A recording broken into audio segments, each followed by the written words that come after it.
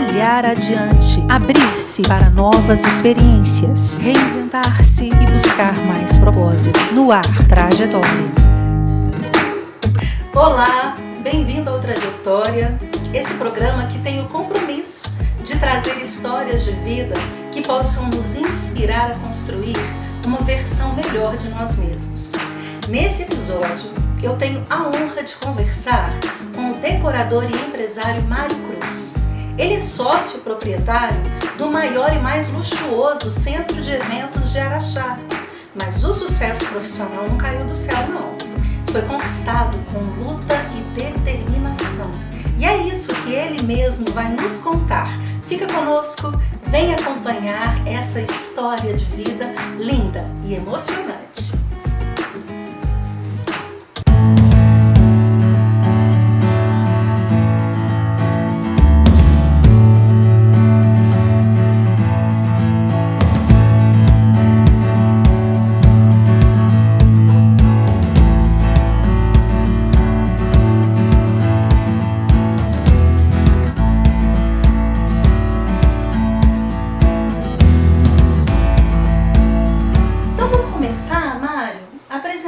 O contexto, né?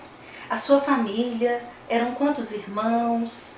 Contexto social mesmo, né? Era classe média, baixa? Como que foi que você nasceu e foi criado? Então, Gi, eu vim de uma família bem pobre mesmo, sabe? Meus pais eram muito humildes, eu pedi minha mãe logo cedo, mas graças a Deus, Deus colocou um anjo, que é a Célia, na minha vida. E mãe é que cria, né? E ela soube me criar com muito jeitinho dela, com a simplicidade dela, me deu educação, e meu pai também junto, e deu no que deu, esse profissional que tenta fazer as pessoas felizes, sabe? Então, Vocês assim, eram quantos irmãos? Nós somos 6, eu sou o último, sou o caçula, né? A mamãe faleceu, eu tinha 2 anos, então eu não cheguei a conhecer minha mãe, que era Yolanda. Então meu pai logo em seguida já casou com a Célia, né? Então ela que é minha mãe, que é a pessoa que eu conheci. E uma coisa bacana, eu carregava serragem para fazer fogareira no chão, para esquentar a água, tomar banho de bacia, porque nós não tínhamos chuveiro. Chuveiro em casa. E a mamãe fazia roupa de vestido, essas coisas, fazia short para mim. Então a mamãe, na simplicidade... Com o tecido que sobrava dos clientes? Não, dela mesma. Ela fazia uma roupinha pra ela, fazia um conforme meu filho. Ficava bonita, mamãe. Os vestidos dela virava short pra mim, ficava ótimo. Mamãe é um barato, é uma piada, dona Célia. E é uma pessoa assim que eu tenho que agradecer muito a Deus por ter colocado ela na minha vida. Porque Deus falou, olha, Yolanda, chamou Yolanda, mas vai você, Célia. Esse rapaz, essa criança precisa de você. Aí, com o passar do tempo, os irmãos casaram, foram saindo de casa, e eu fui ficando, na rapa do tacho ficou para cuidar dos pais. E meu pai sempre me colocou para trabalhar, sabe? Sempre. Então, assim, eu comecei bem pequeno, eu já lavava peça de carro na oficina. Eu comecei minha vida lá, sabe? Lavando peça de carro. Com que idade? Você lembra? Eu tinha uns 10, 12 anos nessa época. E também vendia picolé. E meu pai, para me incentivar e me dar aquela força que eu ia vender e ganhar dinheiro, o meu pai comprava os meus picolés, uma grande parte, sabe? Mas era para me dar força, era meu cliente, ele fazia isso comigo. Isso era bacana, porque eu não desanimava de não ter que vender aquilo, porque eu andava a cidade toda. E aí o tempo foi passando e consegui um serviço no restaurante Miguelinho, de garçom. Nossa, sabe? Aí já era já estava na adolescência. Já estava com 15 anos, quando eu fui para trabalhar lá. Lá foi meu primeiro carteira assinada. 15 anos? 15 anos, entendeu? E lá eu aprendi muita coisa, e foi uma escola que eu tive lá, sabe, gente? Lá eu trabalhei, se não me engano, 5 anos como garçom. E lá eu aprendi muita coisa, e lidava muito com o público, né? Então foi muito bacana isso. Mas eu precisava a vida foi me ensinando a voar, né? Eu tinha que dar meus pulos. Logo em seguida... Não ficar parado, satisfeito com aquilo. Não. Querer algo mais. Não, eu queria algo mais. E aí já na adolescência eu fui trabalhar na Vecol. Lá eu aprendi o que eu levo para a minha vida. Ou seja, a cada emprego que eu tive, um pouquinho de história eu tenho no âmbito profissional, né? Desde como lavação de peça de carro, vendedor de picolé, garçom, entendeu? Auxiliar de escritório, como eu fui em várias empresas, eu sempre tive essa simplicidade e querer fazer bem e ser honesto com as coisas. Não importava como ia ser o resultado, eu queria ver as pessoas que estavam me aguardando o resultado positivo e que fizesse as pessoas felizes. Uma coisa, Gi, eu sou muito preocupado em ajudar o próximo. Sempre fui assim. Desde lá de baixo, eu sempre, o que está na minha frente, eu quero sempre ajudar. Às vezes eu esqueço de mim, eu acabo me anulando em alguns aspectos, é uma falha que a gente tem que corrigir, mas para ajudar o próximo. Foi até quando eu cheguei no Grupo Zema, que lá tudo mudou minha vida foi um boom de lá. Lá foi o primeiro contato, digamos assim, profissional com esse ramo de decoração. Foi. Você já trazia esse talento nato, assim, de fazer a decoração em casa, Natal, festa de família, como é que era? Sim, porque nós sempre se reuníamos na casa das minhas irmãs, todo Natal a gente fazia alguma confraternização. E toda noite de Natal era uma área que tinha que ir lá decorar, fazer uma mesa de fruta e tal. Só que eu não tinha técnica, eu não tinha elementos, eu não tinha nada disso.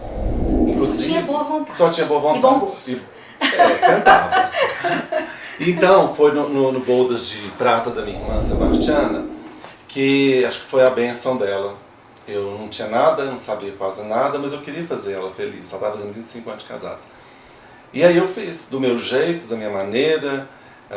Minhas irmãs ajudaram, pegando coisa emprestada aqui, teve os 15 anos da minha sobrinha Daniela, que é a primogênita, também nós fizemos os 15 anos dela do meu jeito, minha irmã me ajudou, e sabe, naquela simplicidade, num ginásio, foi bacana, minhas irmãs sempre confiaram nesse talento meu. Então, do meu jeitinho foi criando essa força que foi distribuindo, só que ainda estava obscuro dentro de mim. Eu não tinha me descoberto ainda. Você não sabia que isso era um potencial para uma profissão? Eu tinha esse potencial. Era potencial. algo que você fazia por prazer, por achar gostoso, bonito, por pensar no próximo. Perfeitamente. É igual o caso da minha irmã, da minha sobrinha. Eu queria ver elas felizes, eu queria ver elas realizadas. Então eu fazia isso que você acabou de falar. Mas foi uma coisa tão gostosa que a minha irmã, eu lembro que na Bodas de Prata dela, a Tiana falou: Deus vai te dar um caminho maravilhoso, meu filho. E deu. A boca dela foi abençoada. Sabe? Profecia. Ela profetizou.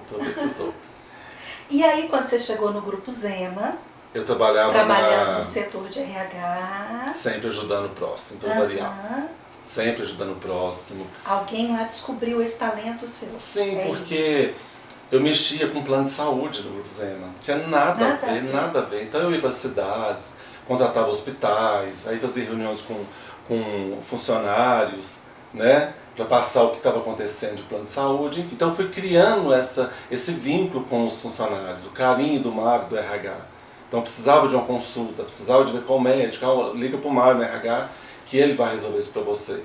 Então, assim, desde o mais humilde frentista, ou da cerâmica, ou até mesmo mais conceituado da empresa.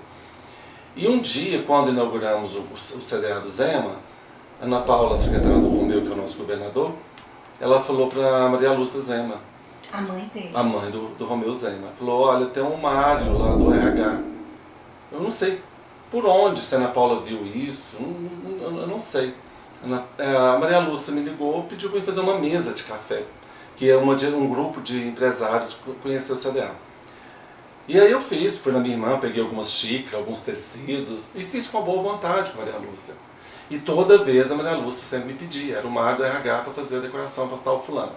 Até que teve uma confraternização nos jardins da CDA, que eu fiz uma coisa mais um pouquinho elaborada, mas também sem muita técnica.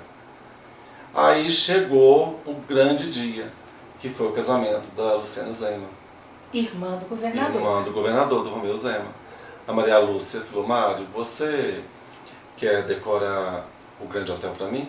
Jesus. Era. E aí? Ali era tudo que eu precisava. Era o meu coquetel de lançamento. E eu não podia perder isso, sabe? Não podia. E eu não tinha nada, eu não tinha um tapete, eu não tinha um móvel. E aí eu falei, não, lógico que eu vou. E eu aprendi essa tática com a minha amiga Cibele. Eu vou. Eu vou. ainda não sei, ela mas falava, eu vou. Mário, você faz, você fala e você Aceita. corre atrás e tenta achar uma solução. Cibele, uma vez trabalhou comigo no CRL, uma grande amiga que eu tenho, ela que me ensinou isso. Eu falei, não, eu vou sim. Eu não sabia nada. Eu falei, agora eu vou correr atrás, porque eu falei que vou, né? Então vamos embora. E aí o Léo, um amigo meu de Patos, decorador, um amicíssimo meu, eu agradeço muito a ele, a Deus, por ter colocado o Léo lá de Patos na minha vida, porque foi ele que me arrumou tudo, ele que veio para me ajudar. Você vê, depois ele pegou uma carreta do Grupo Zema e trouxe para Araxá. E eu não sabia nada, eu juntei os amigos, entendeu? O Pinguim, a Cristina, o Flávio, o Leozinho, o Marcelo, o Júlio. Me desculpa se eu esqueci algum, tá? Mas foram os que me ajudaram e mais alguns. Eu falei, depois vamos por Ubas, eu pago uma cervejada para vocês. E assim fomos. E arrasamos no casamento da Luciana Zema. E tinha uma cliente que antes, porém, ela queria que eu fizesse o casamento da filha dela. Uhum. Mas é lógico, eu não culpo a cliente, porque eu não passei confiança. Eu mostrei revista para ela. Como fazer um casamento mostrando revista? Entendeu? Então, assim, o Léo de Patos, ele até montou um álbum para mim na época, para me mostrar trabalho. Você não sabia nem assim fazer um portfólio, se apresentar como um profissional, se vender, vender o seu trabalho. Não, o Léo que me ensinou. Tá vendo? Foi agregando. Deus é tão bom comigo que vai agregando as pessoas. Assim como essa turma de amigos que me ajudavam a montar a festa, porque eu não tinha uma equipe. Eu tinha amigos que eu falava, tem um casamento, vocês me ajudam? E eles iam por uma cervejada, com um churrasquinho, um tiragosto no fim da festa. E aí eu fui apresentar essa cliente que não quis na época fechar comigo, lógico, não culpo ela. Ela viu a decoração da Luciana Zema e falou, nossa, foi você que fez? Eu falei, foi. Então, depois que passou o casamento, o meu nome explodiu. Que ano foi isso? Em que ano que a gente Isso tá? foi, eu não me recordo, deixa eu ver se é do Grupo Zema 2001, deve ter sido 1997, 98, por aí. Porque eu ainda fiquei mais um pouco no Zema, só que eu pegava os casamentos e trabalhava no RH. Então não estava dando certo. Eu ficava com um pé no asfalto e um pé no passeio. Um pouco de medo, né? Assim, de enfrentar, né? Foi quando o Júlio me convidou para trabalhar na loja dele, na Formato Paisagismo. Depois de muito tempo eu resolvi chegar no Romeu Zema, pedi ele. Falei, Romeu, eu vou sair e tal. O Romeu abriu as portas, falou, olha, Mário, você pode ficar à vontade, a casa está sempre aberta. Eu devo muito à família Zema, sabe? Porque eles fizeram o que fazem para mim. Eles acreditaram demais no seu potencial, eu falo com a Maria no seu Lúcia, talento. Maria Lúcia, você me lançou assim como lança um cantor. Uma madrinha. É minha madrinha, eu chamo ela de madrinha, né? E aí, o dia que eu saí do Grupo Zema, eu tive uma surpresa, assim, G, que ficou pra me levar para debaixo da terra. O Jurandir, um amigo meu, me chamou no fim do dia, isso foi no dia 30 de novembro de 2001. Falou, Mário, vamos ali no fundo, eu vou te arrumar umas coisas para você fazer suas festas. G, nós andamos um pedaço de CDA que ainda estava em construção. Eu escutei uns fogos de artifício. E aí eu comecei a chorar. Ele pegou e falou assim pra mim, vamos voltar, Mário. Gi, quando eu cheguei na plataforma dos caminhões, eu não acreditei no que eu estava vendo. Um mero auxiliar de escritório, com pompas e todas as circunstâncias numa despedida. Então estava toda a diretoria, todos os diretores do Grupo Zema estavam lá, todos os chefes de setor estavam lá, todos os funcionários, e cantando a música Viver Não Ter a Vergonha de Ser Feliz do Gonzaguinha. Uma festa de despedida. Foi uma festa para mim, para um mero auxiliar de escritório. E aquilo ali para mim fechou com chave de ouro, sabe? A minha saída do grupo. E eu devo muito a eles. Então assim, foi maravilhoso esse momento que eu vou levar para sempre, essa emoção. Que lindo. Foi muito bonito. Eu até emociono ainda com isso. E aí?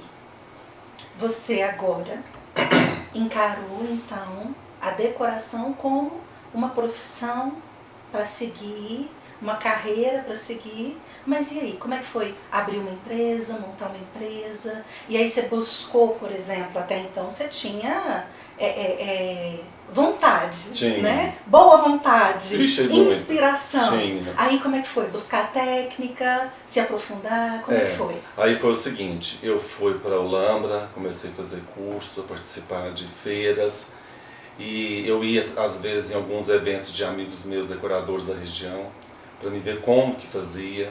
Aí eu comecei a montar a minha equipe, achar profissionais. Meu primeiro florista foi o Gentil, que está comigo há muitos anos, há quase 20 anos, que já vinha de uma outra empresa com um know-how de arte floral e buquê, e eu aprendi muito com ele. E dentre outros profissionais que foram formando a minha equipe no decorrer do tempo, e aí eu fui vendo e fui tomando forma na coisa. Até então, eu limpava flor, limpava chão, limpava peça, para mim estava ótimo. Mas é porque eu tinha medo de enfrentar um arranjo. Foi um dia que eu tive que ir para o Grande Hotel fazer uma festa, um arranjo para o Grande Hotel, e não tinha ninguém, era dia de semana. Eu me vi com um monte de flores, um floral na minha frente, uma faca e eu. E eu tive que enfrentar isso. Eu tinha medo, fui descobrir que eu tinha um bloqueio. Por isso que eu não enfrentava. Daí por diante o medo passou. Acabou. E aí eu falei, não, agora é a hora. E foi onde eu saí, logo em seguida eu saí da formato paisagismo no sentido com o Júlio, mas eu sempre estamos juntos, obviamente. Montei o escritório do lado para atender noivas, debutantes, só que eu não tinha o salão de festa ainda, eu fazia em qualquer lugar da cidade e região.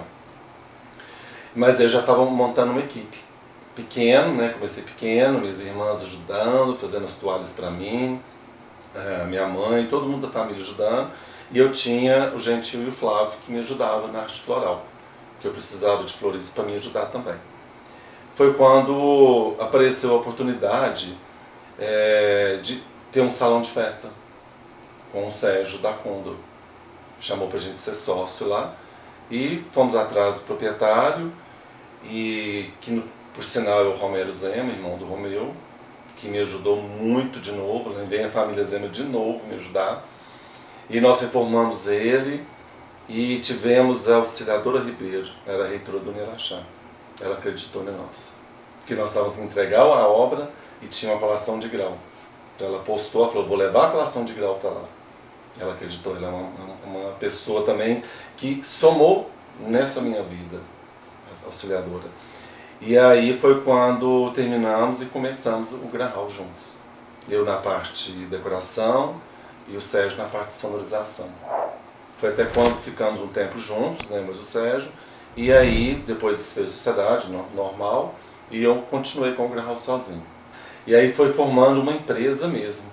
Foi quando eu já mudei pro Grahal.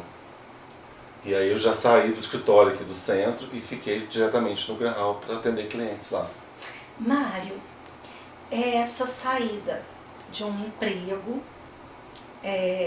de certa forma assim, numa empresa grande, né, para encarar um ramo de decoração, como é que foi para você internamente, né, assim, você teve medo, e como é que foi, você teve apoio ou você sofreu julgamento, preconceito, povo, você é louco, trocar o certo pelo duvidoso, você vai ter cliente, como é que foi? Eu tive um apoio muito grande do Júlio, né, que é meu companheiro.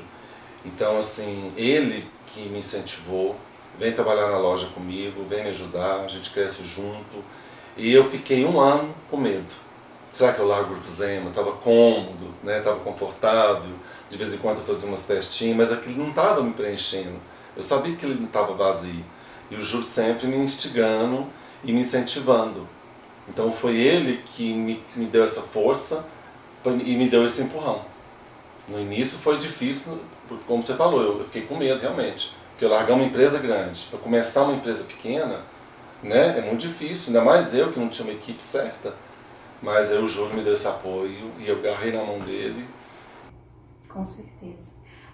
Você falando no Júlio, Mário, vamos voltar um pouquinho lá atrás, né?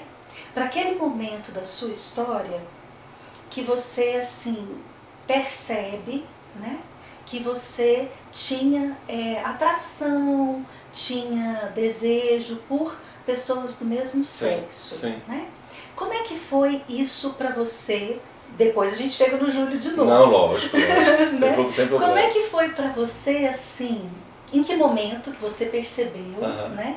E como é que foi para você se aceitar, lidar com isso? Em que fase da sua vida que foi?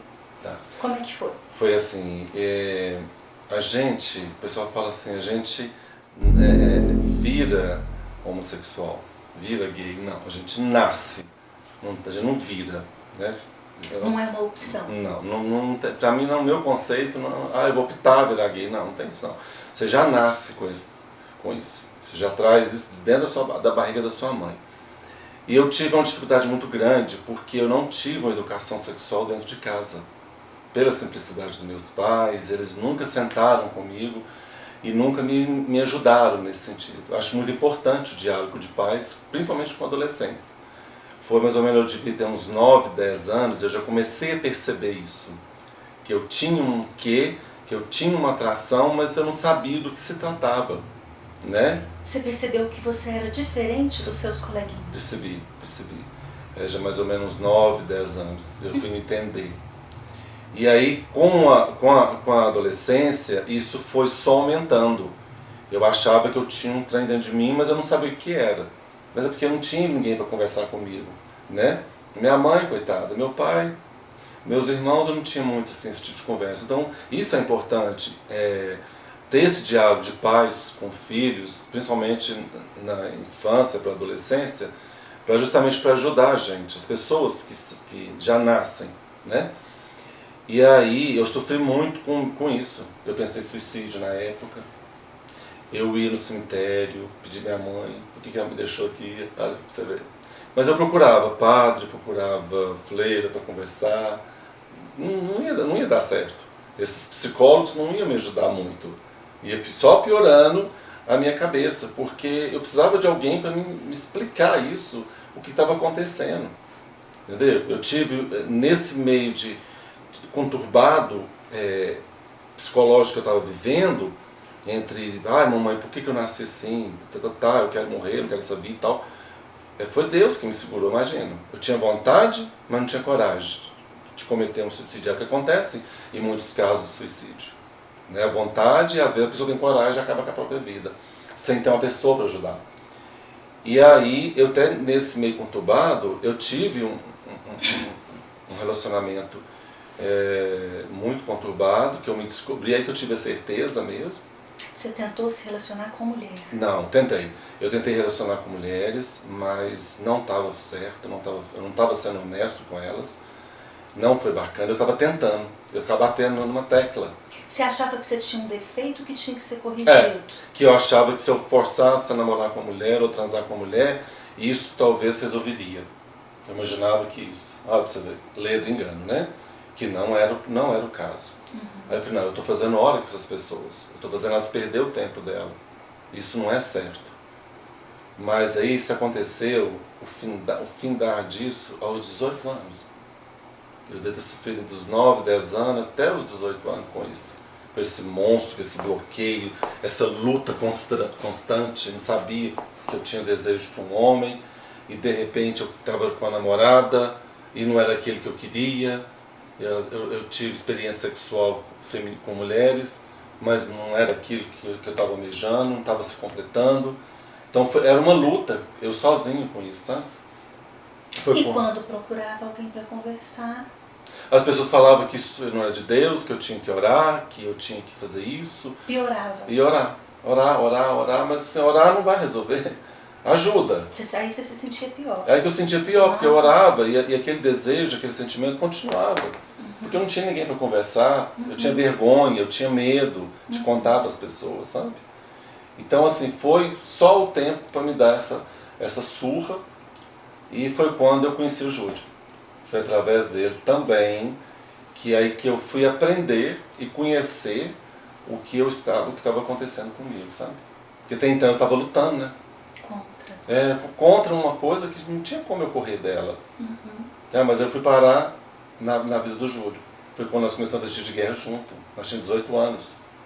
que aí eu fui conversando, e o Júlio nunca teve problema com isso, né? Eles se aceitaram. O Júlio nunca teve problema com a sexualidade dele, super bem resolvido, sistemático na dele, sempre foi sistemático, Júlio de poucas palavras, mas ele me ajudou muito, porque ele falou, não, é assim que funciona, é assim que está acontecendo, entendeu?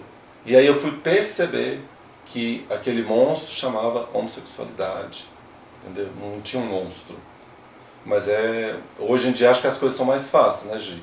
E eu até peço aos pais, aos filhos, adolescentes que tenham esse sentimento, que passam por isso, que procurem um psicólogo. Hoje as coisas são mais fáceis, né, Gi? Tem internet. Ou os próprios pais, para facilitar, para não deixar os filhos. O diálogo é mais aberto. Eu sofri 9 anos, Gi. Sabe, lutando, e namorando, e não era aquilo que eu queria. Isso é péssimo. Não desejo para ninguém, não. Tem que agradecer a Deus todo dia de você não ter tido coragem. Ué, imagina se eu tivesse tido. Eu lembro uma vez que eu era cobrador da autorada, eu estava descendo a Avenida César Senai, eu estava tão chateado, chorando, indo no cemitério, conversando com a minha mãe. Eu tinha uma mania de ir no cemitério conversar com ela, brigar com ela, coitada.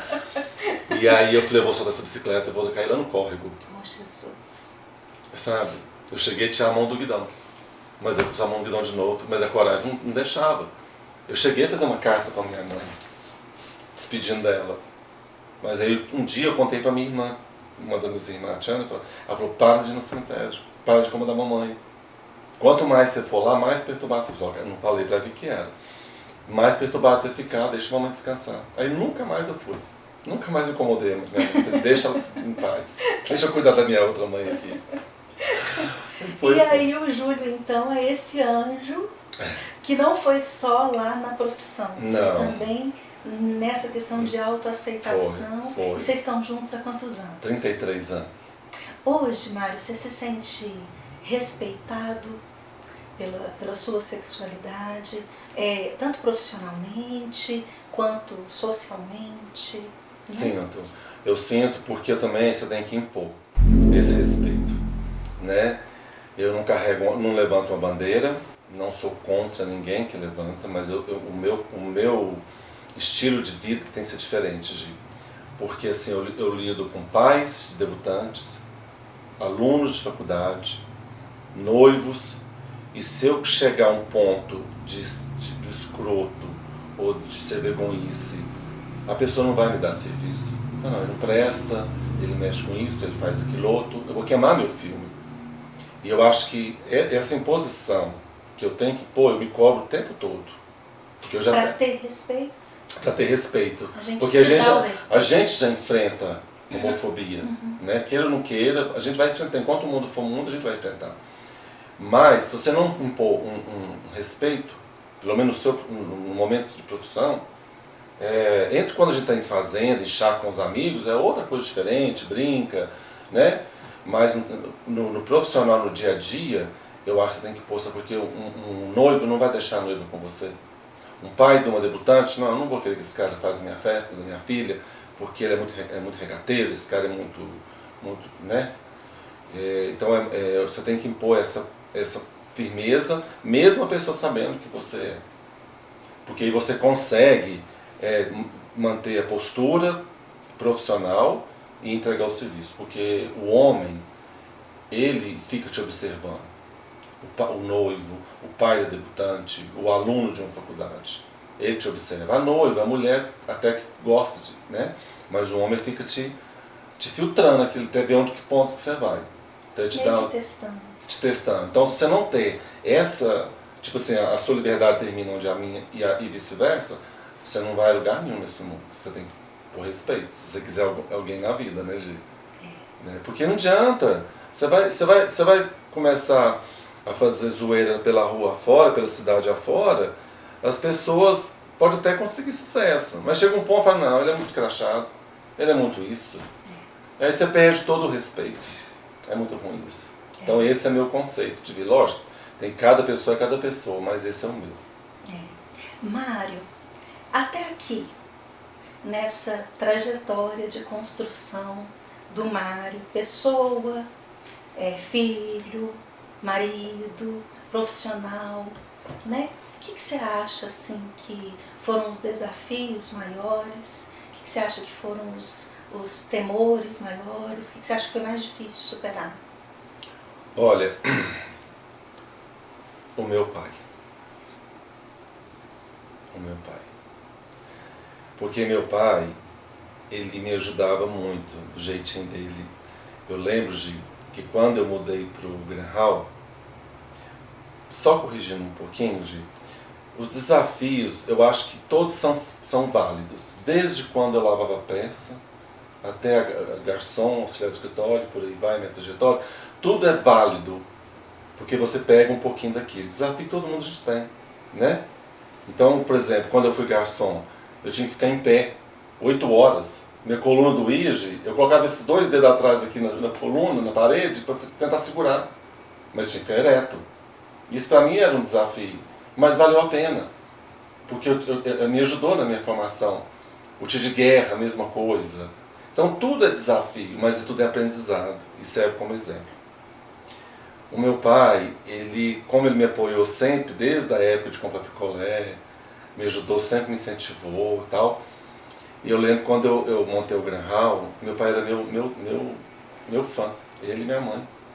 Falo meu pai porque ele não está aqui, mamãe está aqui comigo.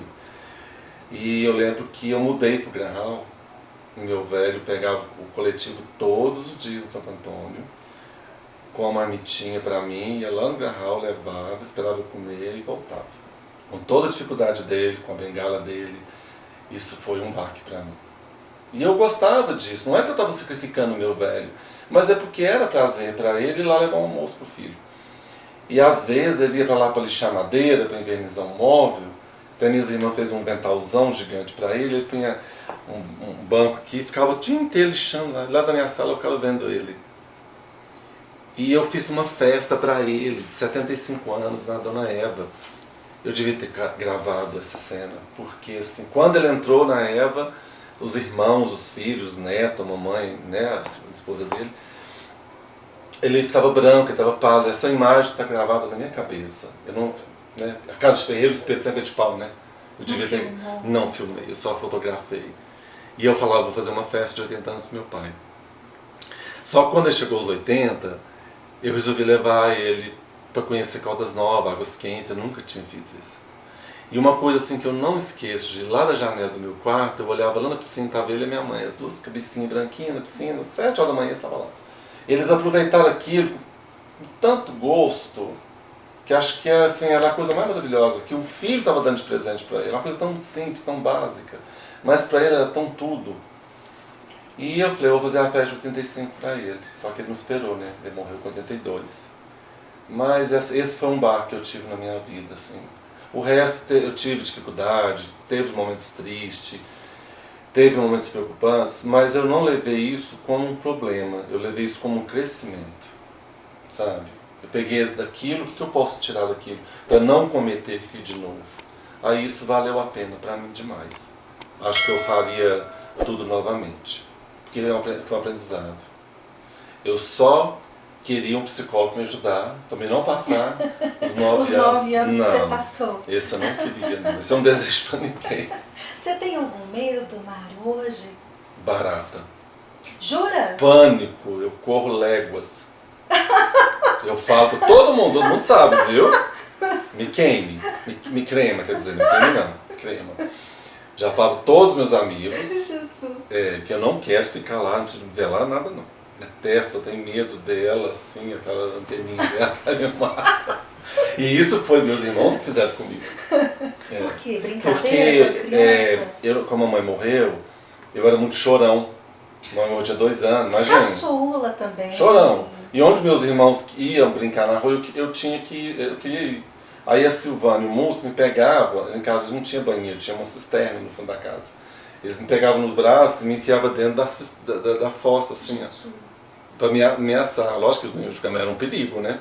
Porque a Silvana o Múcio tinha 6 anos, a Silvana tinha uns 8 anos, sabe? Eu tinha 2. E eu, para me calar a boca. E aí eu olhava nas paredes assim, ó, que tanto de barata, sabe? Eu criei esse trauma. É o único medo que eu tenho disso. Graças a Deus, eu não tenho medo de trabalhar. Oh, meu Deus. Eu fico preocupado com o trabalho, mas medo não. E sonho? O que você ainda quer conquistar? Eu quero conquistar uma paz. Eu tenho uma paz, eu quero melhorar ela. E eu quero conquistar uma terceira idade, que eu já estou começando a caminhar para ela, mais tranquila, mais serena. A gente não precisa de muito. Não precisa de muito para sobreviver. Você ter uma aposentadoria, né? Ter um plano de saúde na sua velhice, ter um aconchego de um lar, e não precisa muita coisa disso não. Eu não tenho muita ambição para isso não. É só viver bem, com pouca coisa, e ter cabeça tranquila para você repousar na sua noite de sono, sabe, Gi? É a melhor coisa que eu almejo hoje. Então, quando era mais jovem, a gente almeja tanta coisa, né? Viagem, carro e tal. Graças a Deus, por esse período todo, eu já consegui realizar vários dos meus sonhos. Mas os valores também mudam, né? Os valores mudam, é engraçado. Eu sonhava viajar, conhecer o exterior, viajei, conheci o exterior e tal. É bacana, você tem uma cultura, você conhece outras culturas. Mas ao você chega aos 52, que é o que eu estou, caminhando aos 53, os valores mudam, você quer outra coisa, você quer um mais sossego, tá? Você quer uma casa legal, os amigos, você quer uma coisa mais intimista, sabe? E você não precisa muita coisa para sobreviver, não. E saúde, né? E Deus no coração, que sem saúde você não é nada. Então é isso, gente. Mário, muito obrigada. Obrigado a você. Eu achei você uma pessoa assim, linda, admirável. Obrigado. Que Deus te abençoe mesmo. Muito obrigada. Obrigado por ter a você. topado vir e ter topado falar assim, com tanta propriedade, com tanta clareza, né? Sobre algo que é tão íntimo, tão pessoal. Tranquilo pra mim. Né? Não, eu te agradeço. Agradeço o Lúcio. E muito obrigado por ter me convidado. Fiquei muito feliz. Todas as vezes que precisar de mim, pode me chamar. Ah, daqui pra frente nós abusa. Pode. Muito obrigado. Foi um prazer.